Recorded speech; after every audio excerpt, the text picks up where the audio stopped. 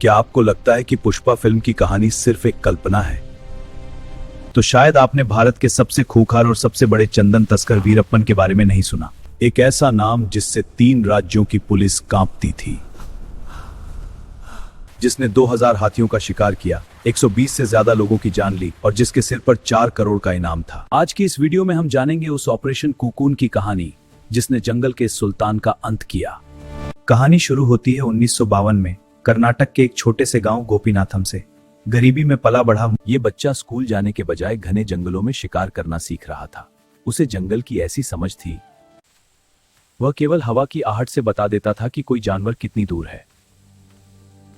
18 साल की उम्र में उसने लाल चंदन की तस्करी शुरू की और देखते ही देखते करोड़ों का साम्राज्य खड़ा कर लिया। लेकिन उसे सिर्फ पैसा नहीं, दहशत चाहिए थी।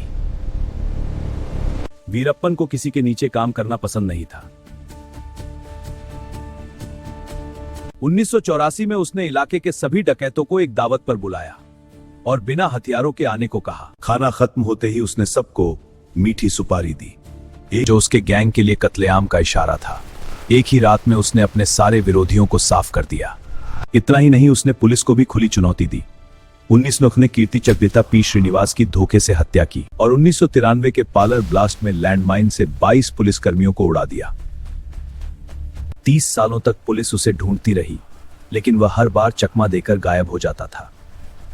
साल 2000 में वीरप्पन ने वो किया जिससे पूरा देश हिल गया।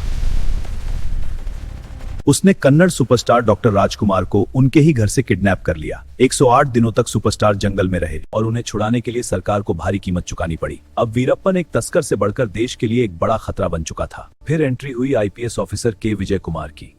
उन्होंने वीरप्पन की एक कमजोरी पकड़ी, उसकी खराब होती आंखें। पुलिस ने एक बड़ा जाल बिछा और वीरप्पन को यकीन दिलाया, शहर में तुम्हारी आंखों का इलाज गुप्त तरीके से हो सकता है। गुप्त तरीके से? 18 अक्टूबर 2004 की वो रात एक एम्बुलेंस जिसका नाम था कुकून उसे लेने जंगल पहुंची। ड्राइवर और हेल्पर के भेष में एसटीएफ के जवान थे।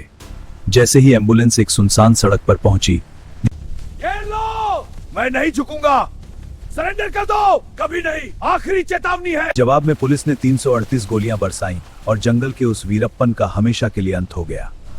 लेकिन सवाल यह है कि आखिर लाल चंदन में ऐसा क्या है जिसके लिए इतना खून बहा? दोस्तों, ये लकड़ी केवल दक्षिण भारत के शेषचलम जंगलों में मिलती है। इसकी मेडिसिनल वैल्यू है, स्वास्थ्य के लिए फायदेमंद। परफ्यूम इंडस्ट्री में डिमांड है इसकी खुशबू के कारण। म्यूजिकल इंस्ट्रूमेंट्स बनाने में भी उपयोगी है।